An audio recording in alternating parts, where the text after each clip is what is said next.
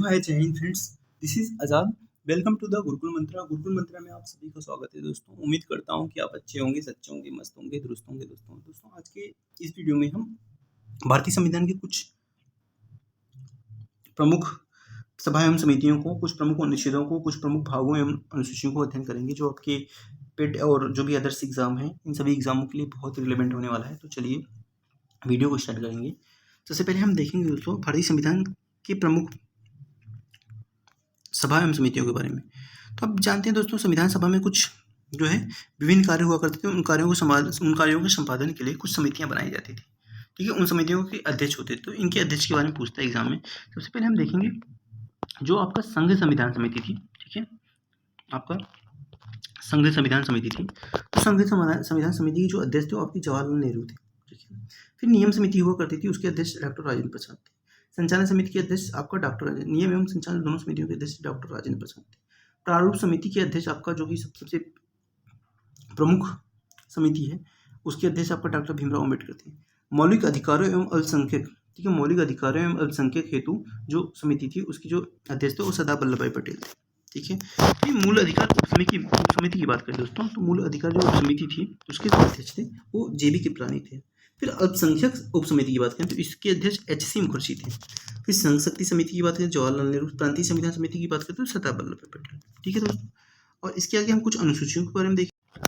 दोस्तों, संविधान की अनुसूचियों में भारतीय संविधान में मूल में कुल 8 अनुसूचियाँ थी। ठीक है दोस्तों, बाद में वर्तमान में जो है भारतीय संविधान में कुल 12 अनुसूचियाँ हैं।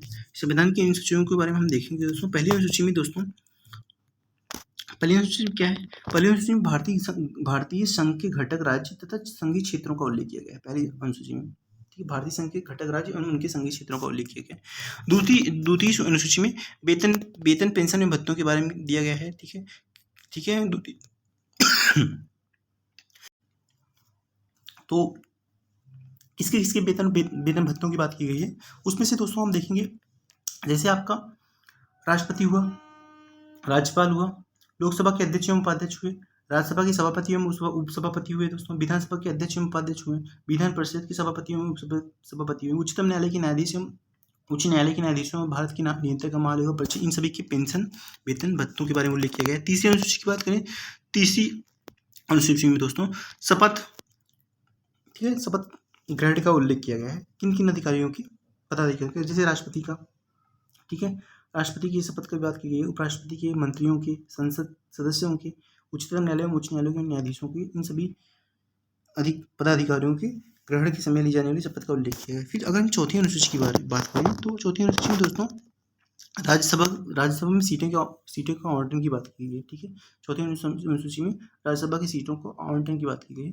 पांचवी अनुसूची की बात करें दोस्तों, पांचवी अनुसूची में विभिन्न अनुसूचित जातियों एवं अनुसूचित जनजातियों के प्रशासन एवं नियंत्रण के बारे में उल्लेख किया गया है। पांचवी अनुसूची में विभिन्न अनुसूचित जातियों एवं अनुसूचित जनजातियों के प्रशासन एवं नियंत्रण का उल्लेख किया गया है।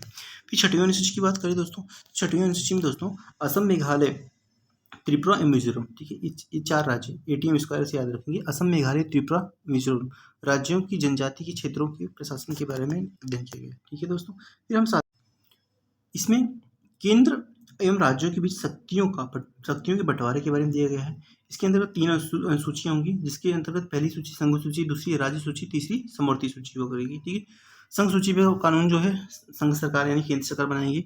फिर राज्य सूची पे राज्य सरकार और समवर्ती सूची पे दोनों का अधिकार रहेगा। ठीक है, फिर अगर दोस्तों हम 8वीं अनुसूची की बात करें तो 8वीं अनुसूची में भाषाओं के बारे में उल्लेख किया गया है। ठीक है, तो भारत की 8वीं सूची में 22 भाषाओं का उल्लेख किया गया है। मूल रूप से 8वीं अनुसूची में जब कुल 14 भाषाएं थी, फिर 1967 में सिंधी को, ठीक है, सिंधी को, और 1992 में कोकड़ी, 3 भाषाओं, 1992 में 3 भाषाओं, मणिपुरी, नेपाली, कोकड़ी को शामिल किया गया है। फिर 8वीं अनुसूची में मतलब इन तीनों भाषाओं, फिर 2004 में दोस्तों इसका संशोधन होता है।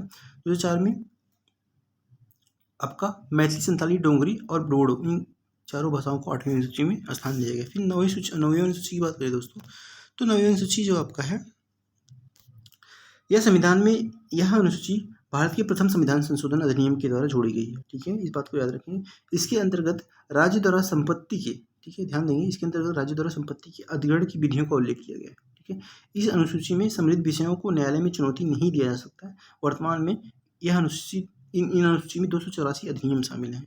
ठीक है। अगर हम 10वीं अनुसूची की बात, 10वीं अनुसूची में यह संविधान की 52वें संविधान संशोधन 1985 में जोड़ा गया। ठीक है, 92वें संविधान संशोधन, ठीक है, 52वें संविधान संशोधन 1975 जोड़े गए। इसमें दल बदल संबंधित कुछ प्रावधानों का उल्लेख किया गया है। ठीक है, दल बदल संबंधित। फिर अगर हम 11वीं सूची की बात करें दोस्तों, यह अनुसूची जो है आपका 73वें संविधान संशोधन, ठीक है, 73वें संविधान संशोधन 1993 द्वारा 73वें संविधान संशोधन 1993 द्वारा जोड़ा गया है। इसमें पंचायती राज संस्थाओं के कार्य करने का लिए जो भी पंचायती राज संस्था उनके बारे में है, और इनमें कुल टोटल 29 सब्जेक्ट। ठीक है। फिर अगर हम 12वीं अनुसूची की बात करें, इसी 74वें संविधान संशोधन 1993, 74वें संविधान संशोधन 1993 के द्वारा जोड़ी गई है।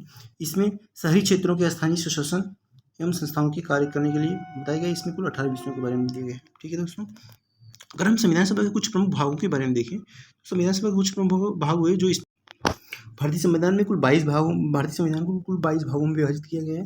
भारतीय संविधान के प्रमुख भागों के बारे में बात करें, सबसे पहले हम देखेंगे कि दोस्तों सबसे पहले हम देखेंगे कि भाग 1 में क्या है। भाग 1 में संघ और उसके राज्य क्षेत्रों के बारे में उल्लेख किया गया है।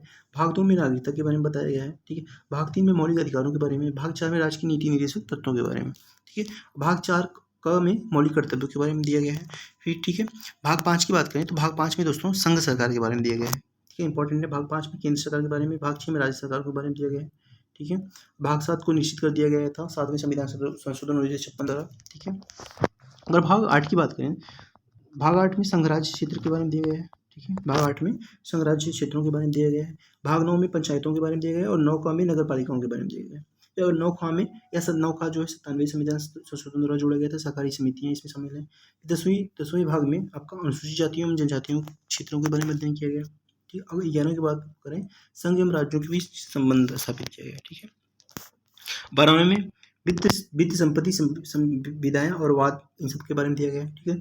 13वें में दोस्तों भारत के राज्य क्षेत्र के भीतर व्यापार वाणिज्य का समागम के बारे में दिया गया है 13वें भाग में। फिर 14वें भाग की बात करें दोस्तों, 14वें भाग में संघ और राज्य सेवा यूपीएससी के बारे में दिया गया है। संघ और राज्यों के अधीन सेवाएं जो भी होंगी इन सब के बारे में दिया गया है 14वें में।